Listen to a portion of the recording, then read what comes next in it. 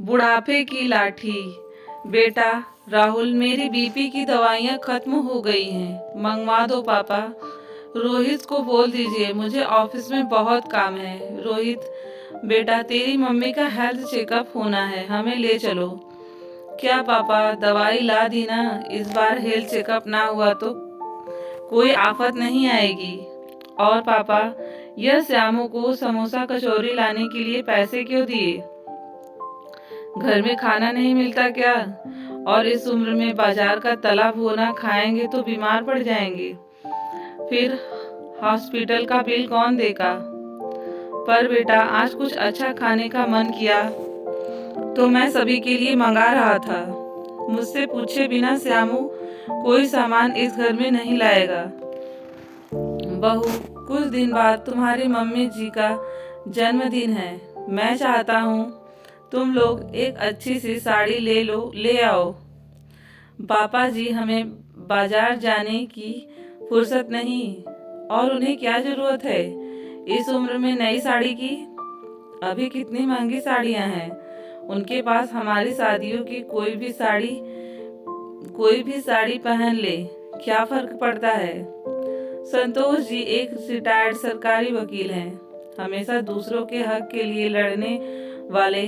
आज अपने और अपनी पत्नी के हक के लिए ना लड़ पाने पर बहुत लाचार महसूस कर रहे थे।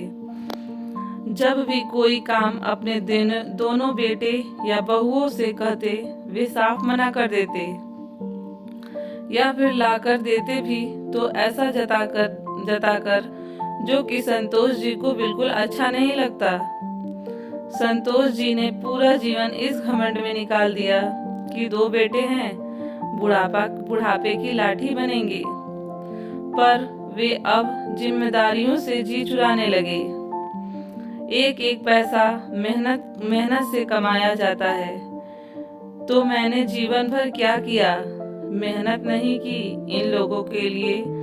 संतोष जी दुखी मन से अपनी पत्नी कमला से कहते हैं, कमला जी, उन्हें समझाती हैं, अपने बच्चों से लड़कर कहाँ जाएंगे। घर में शांति बने रहे, वे लोग जैसे रखे हम रह लेंगे। अब उम्र ही कितनी है, आपने सारे सुख पहले ही पूरे कर दिए, अब कोई चाहत नहीं। पर संतोष जी को ये सब पसंद नहीं आता। मैंने सोचा था रिटायर्ड होने के बाद मैं तुम्हें घुमाने फिराने ले जाऊंगा, तुम्हें वह भी लाकर दूंगा जो पहले जिम्मेदारियों के चलते ना दे पाया। पर तुम पहले भी सबके लिए काम करती रही और आज भी बहुओं के लिए खटक रही हो। दुखी मन से संतोष जी बोले, तो क्या हुआ? बहू भी तो हमारी है, थोड़ी मदद करने में कोई बुराई नहीं। बूढ़ी आंखों में आंसू बहने लगे। हाँ देवी जी, मुझे लगता है अपने बच्चों के लिए काम करने में कोई बुराई नहीं, लेकिन ये क्या उचित है कि हम घर की शांति बनाए रखने के लिए दोनों घर के नौकर बन जाएं। तुम सबके लिए चाय नाश्ता बनाकर कमरों तक वेटर बनकर देने जाओ। क्यों आकर अपना अपना काम नहीं संभालते? कमला जी और संतोष जी की मुलाकात अरुण से हुई। तुमने तो अपने बेटों को रोटी बनाना सिखाया था। जब तुम बीमार होती तो हम सब मिलकर तुम्हारे लिए खाना बनाते थे, पर अब लायक होते हुए भी हमारा ध्यान क्यों नहीं रख सकते?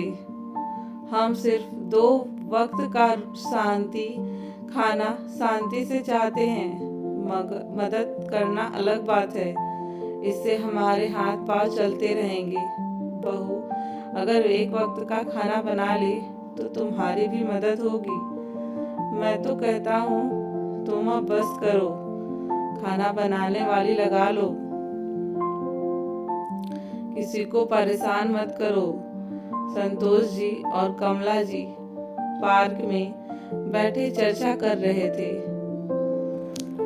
कि अरुण जो संतोष जी की पेंशन के कागज अपूर्व कराकर लाया था, जो कुछ वक्त से अटके पड़े थे। अंकल आंटी जी प्रणाम। अरुण उन्हें पहले से जानता था। संतोष जी ने उसे पढ़ाई के लिए पैसे न होने की स्थिति में उसकी काफ़ी मदद की थी। मैं पूजा के फूल ले लेती हूँ, आप लोग बात कीजिए। अपने आंसू पोंछते हुए कमला जी चली गईं। अंकल जी कोई परेशानी है?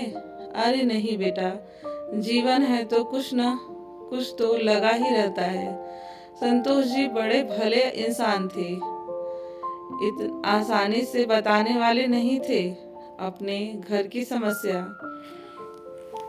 अंकल माफ करिए, मैंने आप दोनों की बात सुन ली। आप कहे तो आपकी समस्या का समाधान है मेरे पास। और मेरे पास क्यों, आपके पास ही है। संतोष जी चौंकते हुए बोले, मेरे पास?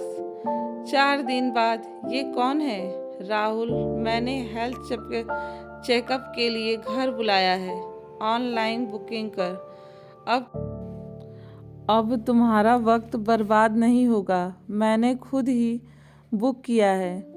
बेटा और बहू सुनकर चुप रह गए। अब बोलते भी क्या। अगले दिन बेटा बोला, समोसा कचौरी क्यों नहीं मंगवाए आप? और कौन लाया? राहुल चिल्लाया। संतोष जी बोले, मैंने मंगवाया है। हम दोनों की रिपोर्ट नॉर्मल है। और हमने श्यामू से नहीं मंगवाया, होम डिलीवरी करवाई है, घनश्याम हलवाई के यहाँ से। चाहो तो तुम लोग भी खा सकते हो। बेटा बहू चुप रह गए। मम्मी पापा, हम लोग इस वीकेंड पर घूमने जा रहे हैं। आप दोनों घर पर अपना ख्याल रखना। उन्हें अपनी माँ का जन्मदिन भी याद नहीं था। राहुल और रोहित, मुझे भी तुम्हें यही कहना था। वीकेंड पर मैं और तुम्हारी माँ शिरडी जा रहे हैं। रोहित बोला, पर आप लोग अकेले मैनेज कैसे करेंगे इस उम्र में? अरे कुछ दोस्त भी जा रहे हैं, मैंने उनसे बात कर ली है। और मेरा एक दोस्त तो शिरडी में रहता है और उसी ने कहा कि आप सब लोग आ जाओ, सारी व्यवस्था वह अपने घर में ही कर लेगा। मुझे जम गया, सोचा तुम्हारी माँ का जन्मदिन भी वहीं मना लूँगा। हंसते हुए संतोष जी बोले। बहू बोली, इतना खर्चा? संतोष जी बोले, तुम लोग भूल रहे हो, मेरी पेंशन मेरे लिए काफ़ी है। और आज से हम दोनों की दवाइयाँ भी ऑनलाइन ही आ जाया करेंगी। तुम लोगों का वक्त और पैसा नहीं बर्बाद नहीं करूँगा। बीते दिनों तुम लोगों ने बहुत अच्छी सीख दी है मुझे। उम्र कोई भी हो, आत्मनिर्भर रहना कितना ज़रूरी है। अपने पिता की ऐसी बातें सुनकर चारों शर्मिंदा थे। अरुण ने विनोद जी का कर्जा उतार दिया था।